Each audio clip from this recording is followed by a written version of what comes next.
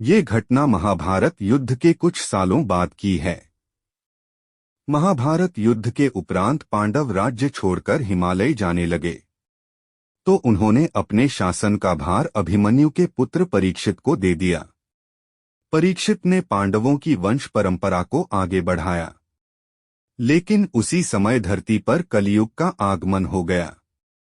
कलयुग ने छल द्वारा परीक्षित से स्वर्ग में रहने का स्थान मांग लिया। एक दिन मन उदास होने पर राजा परीक्षित शिकार के लिए जंगल गए।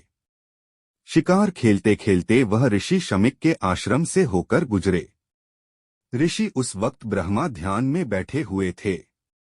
उन्होंने राजा की ओर ध्यान नहीं दिया। उसी समय में राजा के मुकुट में बैठे कलयुग ने अपना कमाल दिखाया, जिसकी वजह परीक्षित को ऋषि पर बहुत तेज क्रोध आ गया। उसी क्रोध के फलस्वरूप उन्होंने ऋषि के गले में एक मरा हुआ सांप डाल दिया। ठीक उसी समय वहां पर ऋषि के पुत्र आ गए।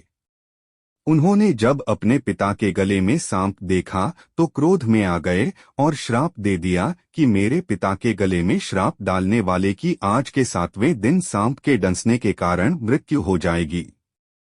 राजा परीक्षित ने इस श्राप से मुक्त होने के लिए कई सारे प्रयास किए, लेकिन सफल नहीं हुए। राजा परीक्षित ने हर मुमकिन कोशिश की कि उनकी मौत सांप के डसने से न हो। 7वें दिन वे अपने महल के छत पर थे। चारों तरफ घना पहरा था, लेकिन ऋषि का श्राप झूठा नहीं हो सकता था। जब परीक्षित अपने महल की छत पर खड़े थे, तो अचानक एक चील अपने पंजों में सांप दबाकर ले जा रही थी। वो सांप चील के पंजों से छूटकर ठीक परीक्षित के ऊपर गिर गया। उसने परीक्षित को डंस लिया, जिसकी वजह से परीक्षित की मृत्यु हो गई। राजा परीक्षित की मौत के बाद उनके पुत्र जन्मेजय हस्तिनापुर की गद्दी पर बैठे। जन्मेजय पांडव वंश के आखिरी राजा थे। जन्मेजय को जब अपने पिता की मौत की वजह का पता चली तो उसने धरती से सभी सांपों के सर्वनाश करने का प्रण ले लिया।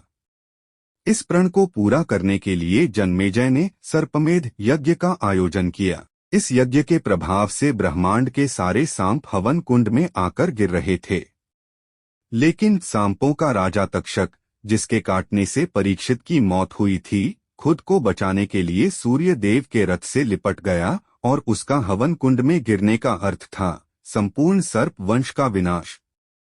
सर्पवंश की रक्षा के लिए देवताओं ने जन्मेजय से अनुरोध किया कि वे यज्ञ को रोक दें, लेकिन जन्मेजय अपने पिता की मृत्यु का प्रतिशोध लेना चाहते थे। उन्होंने यज्ञ रोकने से इनकार कर दिया। तब जन्मेजय के नागयज्ञ को रोकने के लिए अस्तिका मुनि को हस्तक्षेप करना पड़ा। उनके पिता ब्राह्मण और मां एक नाग कन्या थी। अस्तिका मुनि की बात जन्मेजय को माननी पड़ी और सर्पमेध यज्ञ को रोकना पड़ा। इस तरह से तक्षक और सर्पवंश का अस्तित्व बचाया जा सका।